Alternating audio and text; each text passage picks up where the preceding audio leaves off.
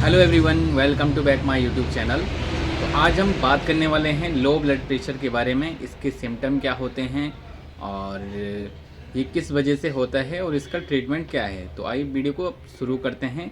यदि अभी तक आपने हमारे चैनल को सब्सक्राइब नहीं किया है तो कृपया चैनल को सब्सक्राइब कीजिए, लाइक कीजिए, शेयर कीजिए, साथ में बेल आइकन को प्रेस कीजिए ताकि हमारी आने वाली वीडियोज़ की नोटिफिकेशन आप तक पहुँचती रहे।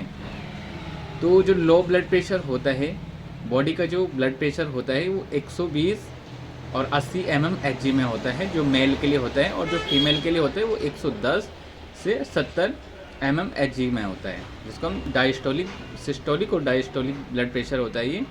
तो कई बार हमारा जो ब्लड प्रेशर का लेवल होता है वो 120 से नीचे गिर जाता है, कई बार वो 100 से नीचे आ जाता है, या 60 तक आ जाता है, 70 तक आ जाता है, जिसकी वजह से हमें कई सारी दिक्कतें होती हैं।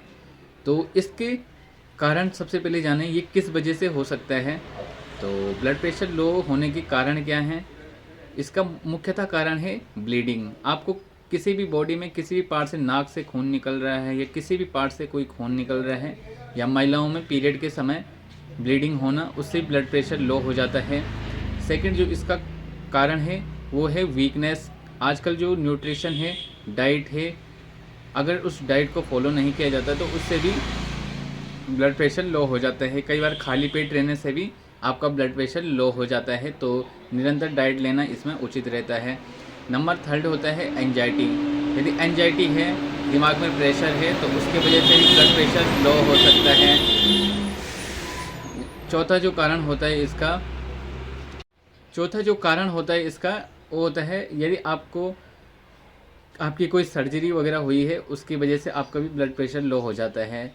और कई बार ब्लड प्रेशर की जिनका बीपी हाई रहता है और वो ब्लड प्रेशर की दवाई लेते हैं, वो इतनी भयंकर दवाई ले लेते हैं तो उनका ब्लड प्रेशर लो हो जाता है।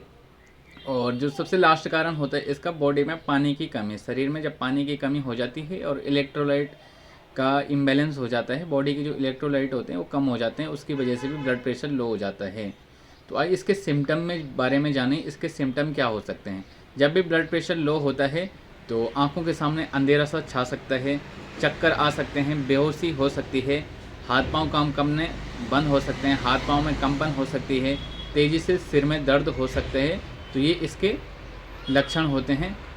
अब हम इसके ट्रीटमेंट के बारे में बात करें तो यदि आपके पास कोई मेडिकल की सुविधा उपलब्ध नहीं है और आप इसका ब्लड प्रेशर लो हो गए हैं, तो ऐसी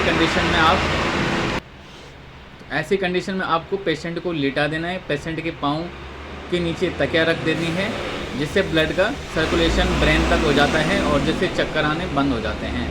या दूसरा जो उपाय होता है, 1 गिलास पानी लेना है, उसमें आधा चम्मच आप नमक डाल के पेशेंट को दे सकते हैं, जिससे थोड़ा ब्लड प्रेशर उसका बढ़े।